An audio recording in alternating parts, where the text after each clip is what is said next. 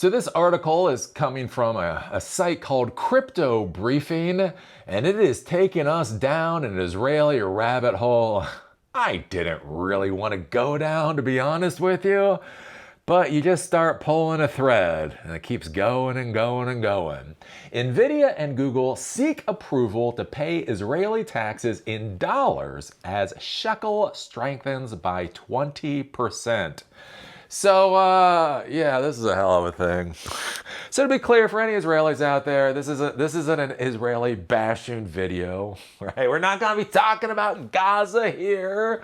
I do think it is kind of interesting, though, to take a look at and see how fragile Israel really is as an economy and as a society. And I kind of think it's interesting just to take a look at it, kind of like at that brass tacks level. So when you hear about Israel now, and you see a lot of Israelis, it's this whole idea of they're strong, right? The idea that they're one of the strongest countries in the world.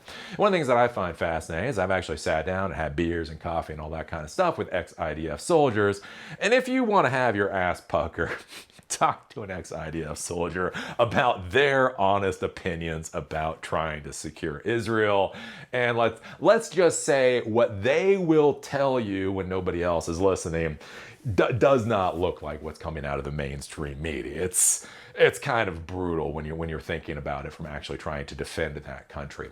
And I think one of the interesting things to be thinking about with this too is when we take a look at the Israeli economy, right? And so one of the things we hear about Israel, and it's supposed to be startup nation. So it's supposed to be one of the most successful nations for being able to build technology startup companies, and you have Intel going in and buying startups there. You have NVIDIA going in and buying startups there. And the idea is that their economy is robust and it's strong and it's built for the future. But the problem is it's also just really fucking small. like people seem to miss this fact for some reason. Israel, I think, has 10 million people. So right about the population of the area of New York City, that's their entire country. And so one of the issues you get into when you have a country with a population that small, and especially if you have a strong economy, is you get into weird issues with your currency valuation. And so one of the problems that the technology companies in Israel are having right now is the value of the shekel compared to the US dollar has gone up by 20% over the past year.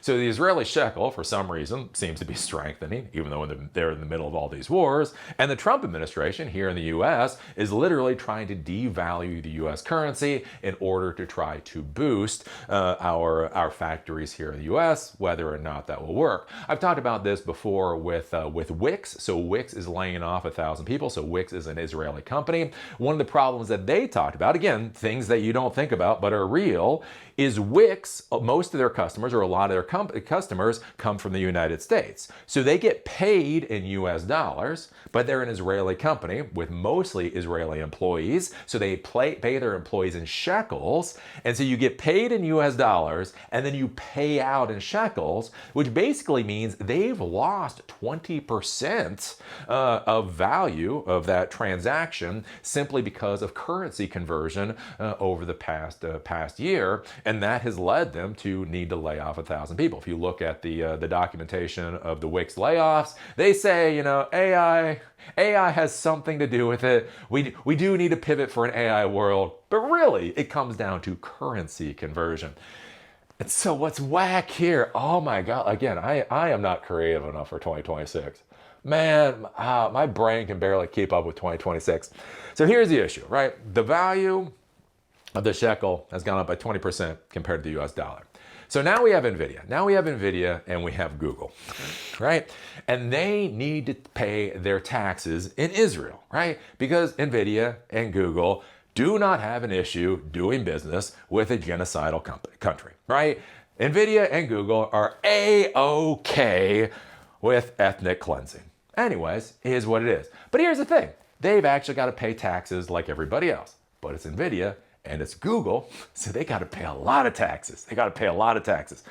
Well, the interesting thing with currency, you don't think about it, but currency is a product. kind of sort of like anything else. So it's a whole supply-demand thing, right? The less people want to buy your currency, the value of the currency will drop. The more people want to buy your currency, the value of the currency will go up.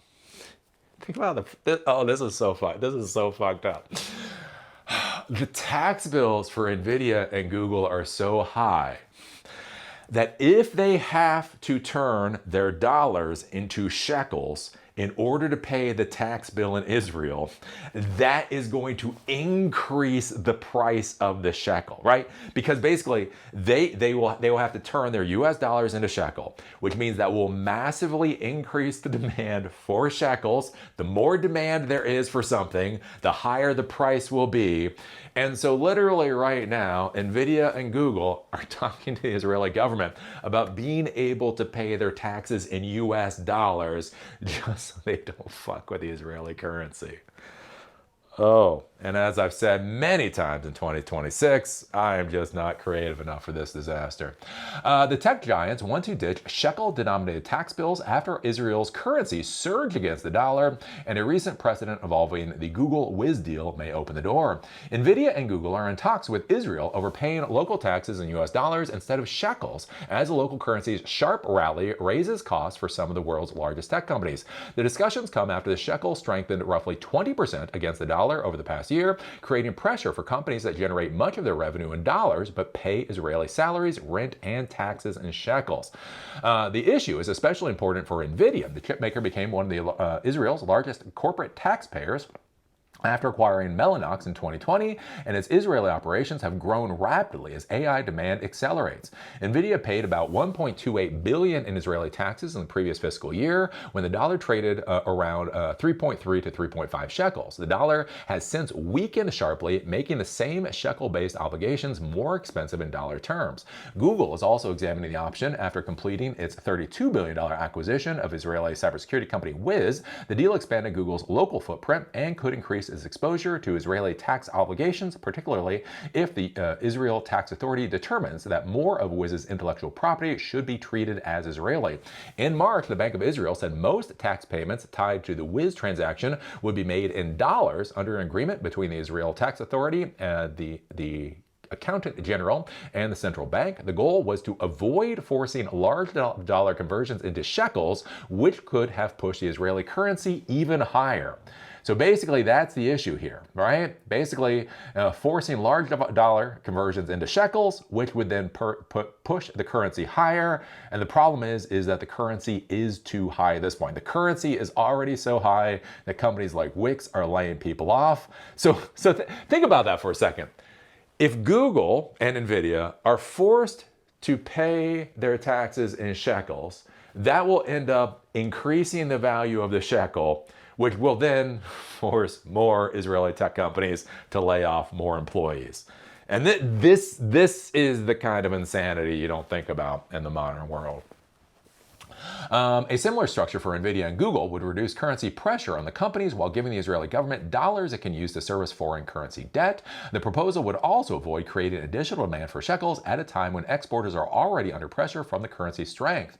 Israel's tech sector is heavily exposed to this problem. Many exporters and multinational development centers earn revenue mostly in dollars while paying local wages and operating expenses in shekels.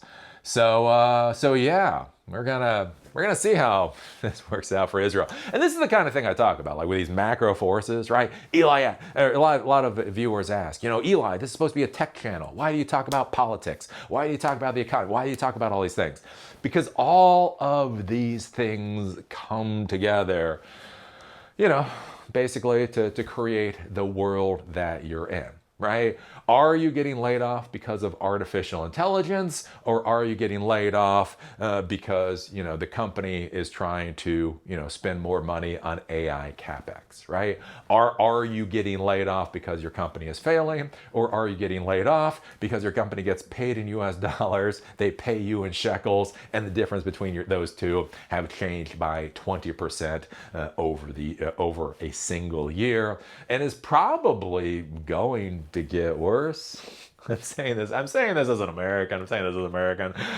I don't have strong hope for the value of the dollar, at least over the next couple of years. And this is something to think about, right? If you're an Israeli right now, remember, Trump is all about reshoring of industrial capacity to the United States. That is his big bugaboo. Whether you agree with it, whether you disagree with it, whether you think he's doing a good job at it or not, that is what he's going for, right? For reshoring, one of the big things is the currency valuations, right? The higher your currency is valued compared to other countries, the harder it is to sell your products into those other countries. So it only makes sense, right? This isn't TDS. This is just basic fucking economics right here. It only makes sense that if Trump is trying to reshore industrial capacity to the United States, that by dropping the value of the US dollar, basically what that will do is it will make our products cheaper for the rest of the world. It will also make the rest of the world's products more expensive for us.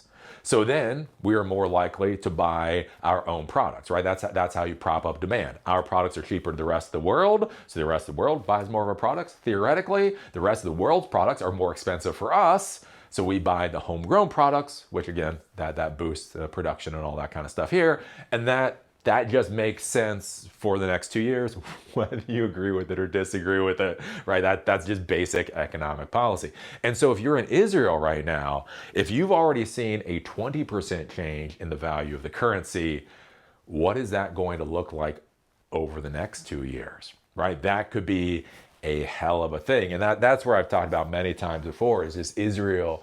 Israel is just fundamentally in a much weaker position then I do wonder they even admit to themselves. Again, I've sat there and I've talked with a lot of Israel. I've talked with IDF folks, I've talked with other folks. And there's this weird, I don't know, there's sometimes, you know, as I always say, lie to everybody but yourself. You can lie to everybody in the world. I don't recommend it, but you can. You can lie to everybody in the world other than yourself. You can lie to investors, you can lie to your employees, you can lie to your spouse, right? You're like, look, it's just a little lie. It's just a little dishonesty until I can pull through. And you know what? Sometimes you pull through, right? Sometimes, right? They talk like with Elon Musk, right? Apparently Elon Musk a number of years ago was on the edge of bankruptcy for Tesla and then was able to pull it through, right? Sometimes that can happen. The problem is that when you lie to yourself, when you believe your own garbage, then you start making plans, then you start making decisions off of the false concepts that you've created. And then everything can go to hell. And that's one of the things that I think about with Israel is I get this feeling that they've bought into their own mythology, right? The mythology that you sell to the world to prove that you're an immovable boulder that nobody will dislodge, right? That's what you sell to the world. But you don't fucking believe that shit. You don't believe it. And what I worry about with it is like, I think a lot of folks believe it.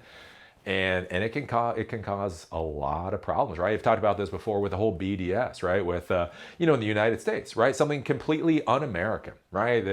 Our politicians continue to push completely un-American policies at the behest of the Israelis, right? The BDS, right? Trying to ban BDS, boycott, divest, sanction. And the thing is, right, as America, that is a 100% American thing to do, right? If you don't like what an organization is doing, if you don't like what a people is doing, don't buy their shit, right? That should not be a controversial concept. The concept isn't controversial, whether or not you agree with who you're doing it to. But the problem is with Israel is that if the BDS movement succeeds, they die. They cannot survive. If the BDS movement succeeds, Israel fails. Right? Israel does not have enough resources. Israel does not have enough people to truly be an island in the middle of nowhere. They need that international support. And so the curious thing here, as you start looking at this, is what happens if basic economics kills you, right? I don't know. I don't know. Some things to think about. You know, if you're Israeli, I'll just keep pointing this out to the Israelis. We've got Illinois. Because some people say I'm anti-Semitic. Oh, Eli's. No, look. We got Illinois. As a white male American, I am allowed to make you this offer. I am more than willing to give you all of Illinois. You can have all of Illinois. I'm just saying, maybe. Anyways, so what do you think about this? What do you think about NVIDIA and Google, asking to pay the Israeli government in dollars instead of shekels? What do you think about paying the tax bill in shekels? Could just massively just F with the Israeli economy.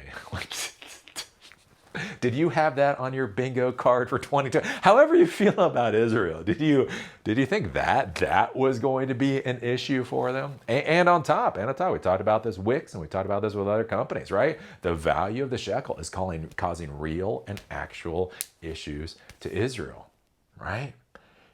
Can you win the war and have your society collapse for economic issues? I don't know. Put your thoughts down below. Illinois, Ecuador. There's a lot of places in this world. Anyways, put your thoughts down below. If you like these episodes, do remember they're on Spotify and on Apple Podcasts. A link is in the doobly-doo. If you'd like to follow me on LinkedIn, there's a link down there too.